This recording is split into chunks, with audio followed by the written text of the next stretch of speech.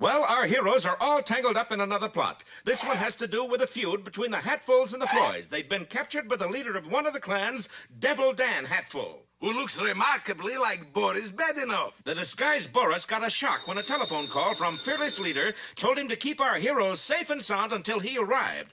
That's why we find the boys having lunch with their worst enemy. Have some more chicken. Plenty more where that came from. Yeah, where'd it come from? From an egg. No, from neighbor's chicken coop. But a few thousand miles away from this love feast, Fearless Leader was preparing to make the trip to Peaceful Valley in the fastest way possible by rocket. We mustn't leave Badenoff in charge too long. Fire one. But Fearless Leader, I think... Don't think, just do what I tell you. Well, you're the boss. You're so right. And in a moment, the sleek black missile was zooming skyward. Professor, it was a successful shot. Perfect. He's in orbit right now. In orbit? But that means he can't get down. It was true. The missile had gone into orbit and was circling the Earth at tremendous speed. Professor, what were you thinking of?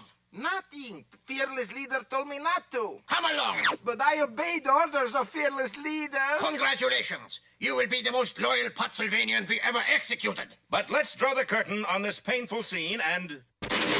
return to Peaceful Valley, where Devil Dan is growing impatient. Also, whiskers. If you'll excuse me a second, I got to go slap the hogs. Gee, he's a peach. Well, I think he's a double-crossing crooked killer. Yeah, but for a double-crossing crooked killer, he's a peach. Meanwhile, in the other room... Boris, why you're beating your head against the wall? I'm not used to being nice to people. I got to hurt somebody. But why yourself? I was handy. But at that moment, Boris heard a familiar voice. Put me down for this contraption, or I'll have the head of every man, woman, and child in the country. Natasha, did you hear what I heard? I hope not. Bullwinkle, did you see what I saw? No, my antlers don't fit through the window. Come on outside, Bullwinkle. Here it comes again. Yes, the missile containing Fearless Leader was orbiting over Peaceful Valley every few minutes. Down from your head, will roll from bone to bone and coast to coast, and yours is going to be among the first. Bullwinkle, that's an orbiting satellite. Looks more like a feller in a rocket. It was, and he's stuck up there. He'll keep going on forever. Well, maybe he likes to travel. Yeah, but he may starve up there. Well, that's different. Let's get a big cannon. You're not going to shoot him down. Nope, I'm going to shoot a chicken leg up to him. What? Sort of a guided drumstick. Well, I got a better idea. You usually do. I'm going to fly up there and stop that missile. That's a better idea. Just a short distance away, in a cold, clammy duck blind... Hush, something's coming over now, Clem. I'll shoot it, Harlow. Sure don't look much like a duck. What do you mean? Ain't got no wings, got no feathers, and it's 50 feet long. But on t'other hand, What? it's the first thing that's flew over today. You're right, Clem. Oh, better, you clumsy fools! I'll have you thrown in quarters. You know something, Clem? What's that, Harlow? Didn't sound like a duck, neither. Meanwhile, back at the shack... Ready, Bullwinkle? As ever. Ellie! And the plucky squirrel hurtled high into the air just as the missile came into view once again. But Fearless Leader, thinking Rocky was an American anti-missile missile, began to unlimber a fearsome weapon. Jawohl, this is my anti-missile. Oh boy, watch next time for Rocky Takes the High Road or Missile in the Thistle.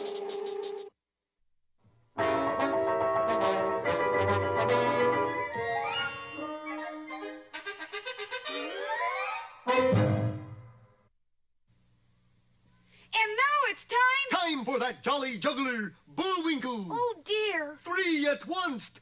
1, 2. And now here's a feature you're sure to like. 3.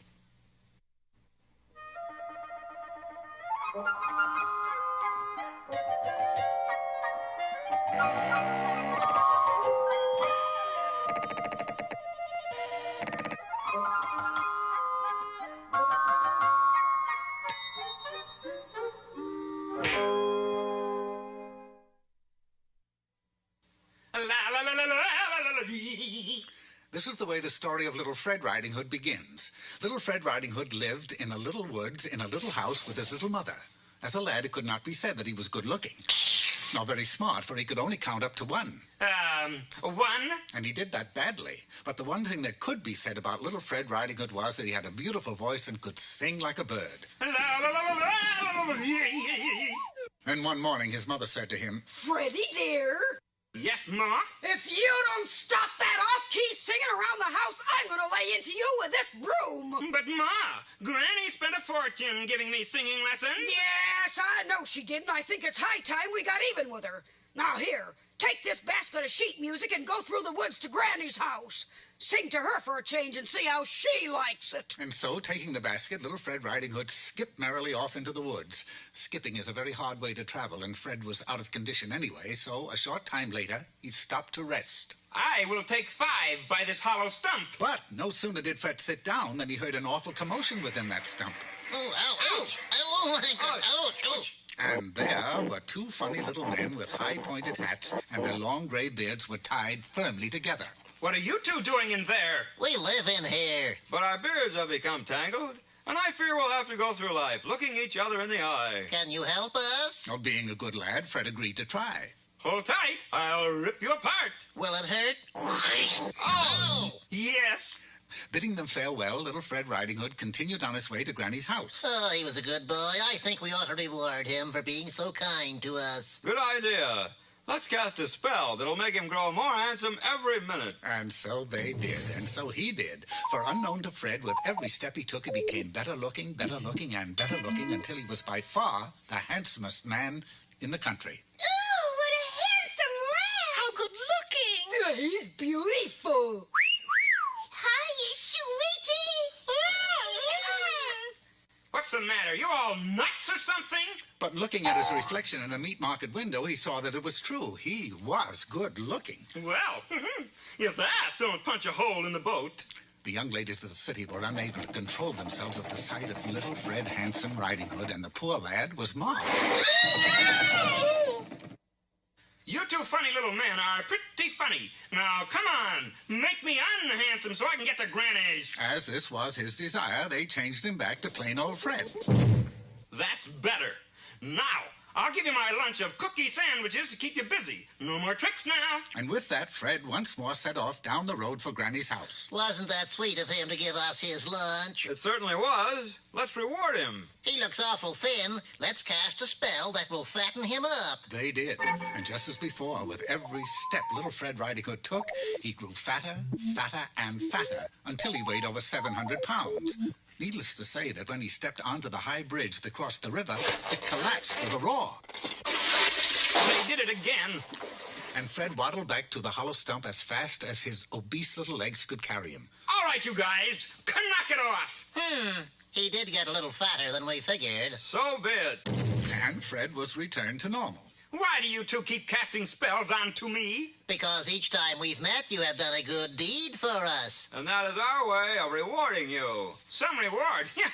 It was now growing quite late, and Fred hurried off down the road, but this time he ducked behind a large tree a short distance away and waited until he was sure the 2 funny little men were fast asleep. I've got to do something to make them mad so they'll stop rewarding me, or I'll never get to Granny's. Knowing that the little men were very proud of their long gray beards, Fred stole up to the hollow stump and, with a snip of his scout knife, he cut them off. What happened? Someone cut off our beards. Who would do such a thing? I would do such a thing, and I did. So long, fellas. What a crazy kid, huh? What are you looking at? You. You're a girl. What are you looking at? You. You're a girl, too. How do you like that? We're a couple of little witches. And to think we'd never have known if that nice boy hadn't cut off our beards. We should reward him. That's a good idea. We'll cast a spell that will make a gold coin drop out of his mouth every time he opens it. And they did, so that when little Fred Riding Hood finally reached Granny's house and opened his mouth to sing, instead of a lovely song, a gold coin dropped out of his mouth. Then another, and another, and another. And he paid off happily ever after, which you have probably already guessed is the way the story of little Fred Riding Hood ends.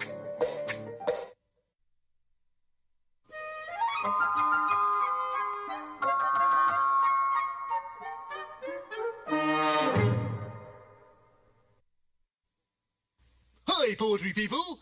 Today's poem is the saga of a singing waiter, Tommy Tucker. That's me.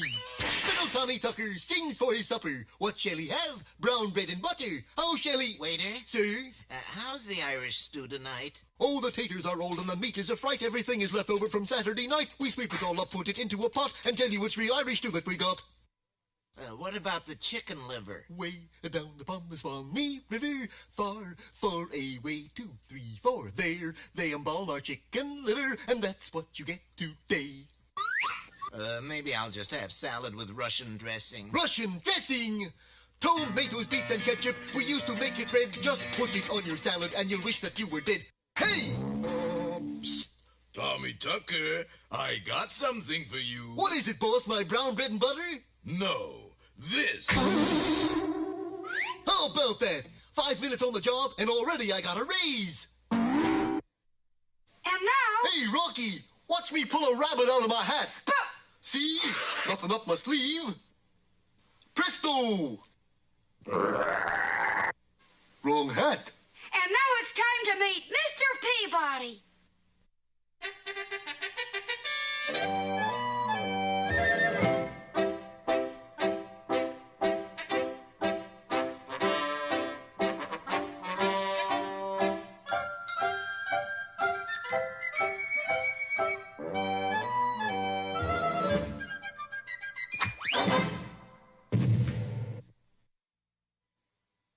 Hello out there. Peabody, Sherman, and Wayback here. He's Mr. Peabody. He's Sherman, and if the Wayback could talk, it would tell you that it's the Wayback. Today, Sherman and I are going to explore the 5 senses. You mean like taste, smell? No, Sherman. The 5 senses as in nickel. Specifically the Indian head nickel, and we shall be on hand to help in the engraving of the first coin of that kind. The year? 1869. The place? The plains of Wyoming. We entered the Wayback Machine and were promptly transported to our destination, and there, standing behind his easel, stood the noted artist and engraver, Talbot Heffelfinger. Hi, Mr. Heffelfinger. How's the Indian head coming? See for yourself, son. You can imagine our surprise when we saw an excellent likeness of Mahatma Gandhi. That's wrong, Mr. Heffelfinger. He's an Indian, isn't he? Well, yes, but the wrong variety. Look, I've been commissioned by the government to paint a picture of an Indian head, and so far the only one I've seen was a fella named Tonto, who was on his way to Hollywood. Mr. Peabody can find an Indian for you to paint, can't you, Mr. Peabody? As usual, Sherman's faith in me was justified.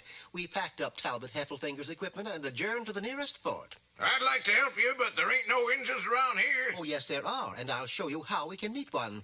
I built a small fire, borrowed an army blanket, and proceeded to send a column of smoke into the sky. I tell you, you're wasting your time. I never waste my time.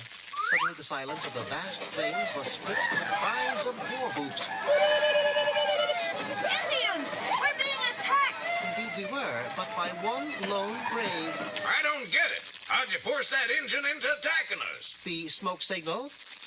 There in the sky, directly over the fort, were the words, Custer won. I knew that would make any Indian mad. All right, Mr. Heffelfinger, go out and ask him to pose. Unfortunately, however, this was to be a still life portrait, and the Indian was anything but still. I've got it! I've got it! All he got was the tail end of the horse. That isn't good enough? Hardly. Gee, Mr. Peabody, he'll never be able to paint with a horse running around like that. How can we get the horse to stop? Well, that's simple, Sherman. Just say, whoa. Whoa! But although the horse desisted, the Indian didn't. Too bad there isn't something to make a human stop. Ah, but there is. In a matter of minutes, I had constructed a stoplight. Now, Mr. Heffelfinger, paint your subject. The highly elated artist threw himself into his work and 1 hour later returned with a finished product. It's the best thing I've ever done. It was quite good. That is, if you care for stoplights. You didn't paint the Indian. Indian? There was no other course but to try it over again, but by this time the Indian had tired of the attack. He's gone. But not forgotten. Sure enough, there were moccasin prints leading off into the wilderness. I think I'll just mail him the picture of Mahatma Gandhi and forget it. I'm afraid that won't do, Talbot. With me leading the way, naturally, the hunt was on. Shortly before sundown, we reached an embankment overlooking an Indian village. Indians! Hundreds and hundreds of Indians! Please, Mr. Heffelfinger, restrain yourself, or you'll get us captured. You same paleface who try painting my picture, you beginning to bug me. Yes, but, Chief, your picture will be on every nickel in the United States. And in Canada, too. Tell 'em you what.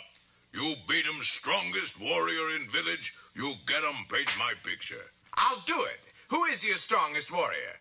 Standing Bear. He was standing all right, and he was a bear. But I can't fight a real bear. Of course you can, Talbot. Do as I say, and you're sure to win.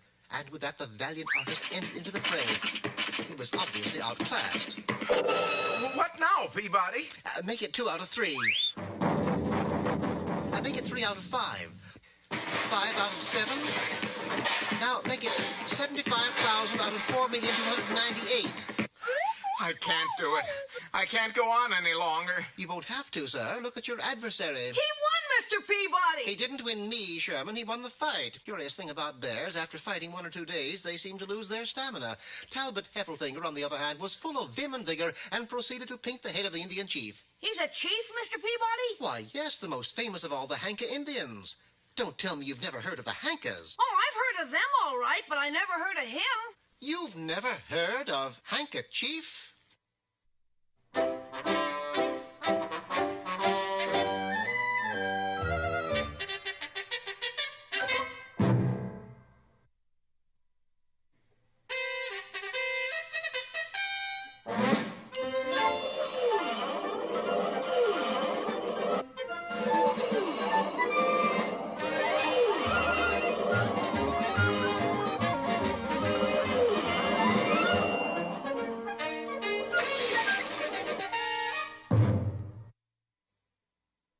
Well, last time, Bullwinkle had tossed Rocky high into the air in a desperate attempt to intercept the misguided missile which was carrying, of all people, Fearless Leader himself. But the evil-minded villain thought Rocky was an American anti-missile missile, and so began to assemble his secret weapon, an anti-missile missile. Let's see. Put tab C in slot A, bend flap G.